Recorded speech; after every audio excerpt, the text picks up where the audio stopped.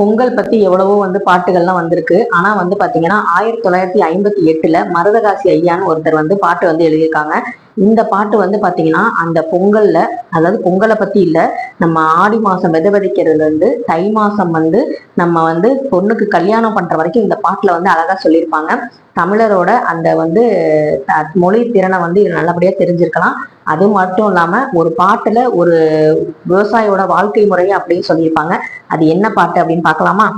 தை பிறந்தா வழி பிறக்கும் தங்கமே தங்கம், தங்கச்சம்பா நெல் விளையும் தங்கமே தங்கம். தங்கச்சம்பா அரிசிய தங்கத்துக்கு ஈடா சொல்றாங்க.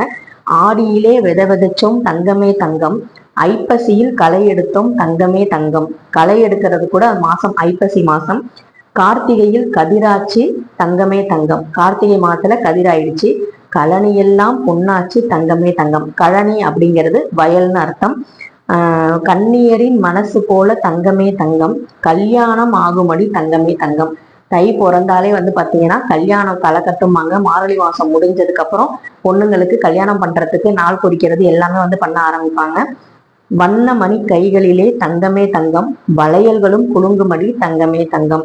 முத்துச்சம்பா நெல்லு குத்தி தங்கமே தங்கம், முத்தத்திலே சோறு பொங்கி தங்கமே தங்கம். முற்றம் சொல்லுவோம் இல்லையா, அந்த இடத்துல குத்து விளக்கேத்தி வச்சு தங்கமே தங்கம், கொண்டாடி மகிழ்ந்திடுவோம் தங்கமே தங்கம். இந்த மாதிரி அப்பவே விவசாயிகளோட அந்த வாழ்வியலை எவ்வளவு அழகா பாடிட்டாங்கன்னு பாருங்க. இந்த பாட்டு உங்களுக்கும் பிடிச்சிருந்து அப்படின்னா கண்டிப்பா மருதகாசி ஐயாவுக்காக ஒரு லைக் பண்ணுங்க. நம்ம தமிழர் பண்பாடுங்கிறது என்னென்னைக்குமே மாறாது. அது எவ்வளவு நாகரிகம் எவ்வளவுதான் மாடர்ன் அப்படின்னு போனாலுமே நம்மளோட தமிழர் பண்பாடுங்கிறது என்றென்றும் அழியாது. இந்த உழவர் திருநாள்ல எல்லோருக்குமே பாத்தீங்கன்னா பொங்கல் திருநாள் நல்வாழ்த்துக்கள்.